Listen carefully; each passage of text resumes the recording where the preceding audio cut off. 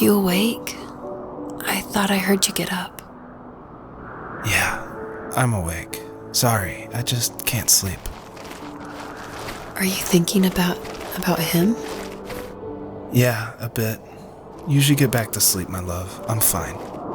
No, it's okay. What else is on your mind? I don't know, it seems weird, but I had one of the most vivid dreams of my life. I saw a fox on a snowy mountain, just looking confused and worried. Those eyes, I can't get those eyes out of my head. She was running in the windy snow, looking for something. Do you think it has to do with you and what's been going on? I don't know. It was just a dream, Rachel. They're not meant to make sense. A lot's happened the past couple days, that's all. Well, if you're not going to sleep anyway, you should tell me. I want to hear. All right.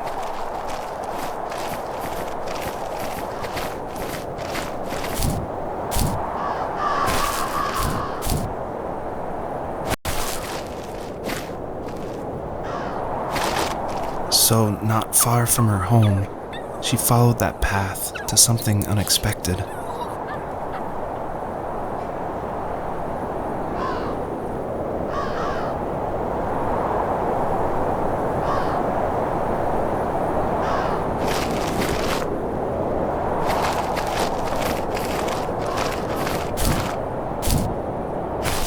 She couldn't stay, though. She had to find her other 2 children. So she took that path. She followed it towards something ancient. Something with answers.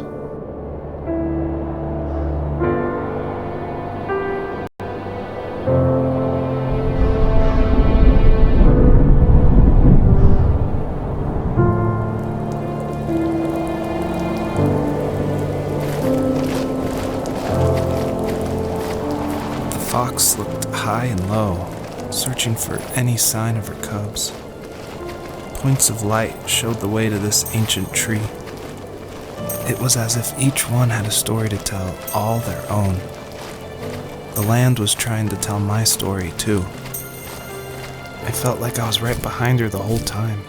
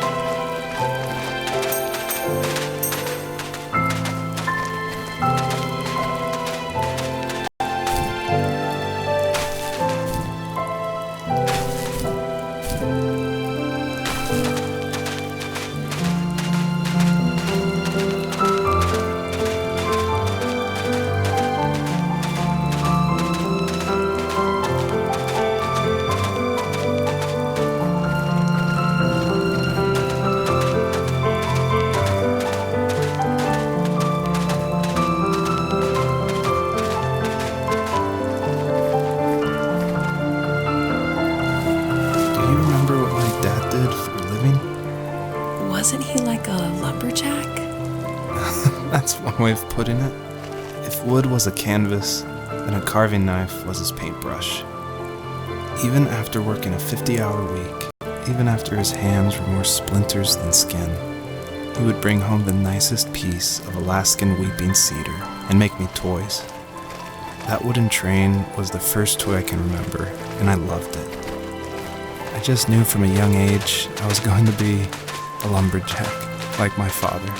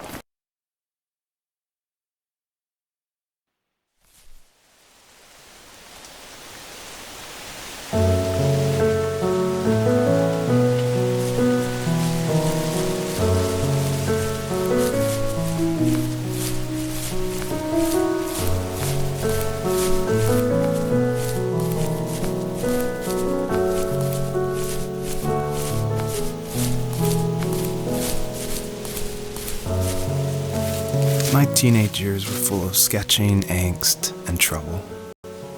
I wasn't popular or unpopular.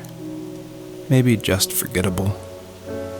I guess that gave me a sense of freedom, so I hung out with crazy kids, doing crazy things, even though I mostly just watched the chaos ensue. We did it all. Put fireworks in mailboxes, hide roadkill in people's garages, break windows of the barber shop in Anchorage. My dad was furious, but he was so busy working he couldn't do much to stop me from going out. I think being an adult means there's no one to stop you making hard decisions. He had to make a living, and he couldn't be in two places at once. Yeah, I realize that now. But at the time, I was sure he was more interested in growing his business than what was going on with me.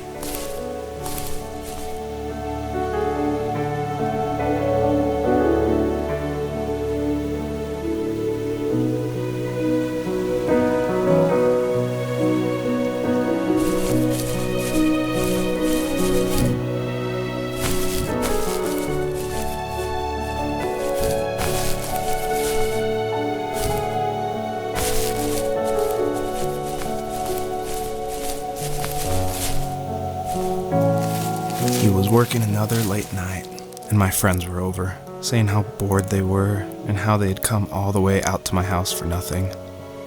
One of them mentioned how that old, ugly beyond belief truck was still in the garage, and how we should take it for a spin. I was only 15, so I kind of fought it for a while.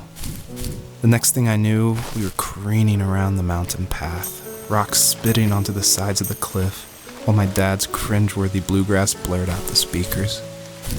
I drove while my friends were in the back of that yellow and purple truck, throwing beer bottles and trash at anything remotely interesting. Felt like I was soaring in the air with borrowed wings. But all good things have endings. A cop outside of Eagle River pulled us over after he saw us in a bottle rocket into someone's yard. What followed was a long night of talking to disappointed adults and feeling smaller than ever.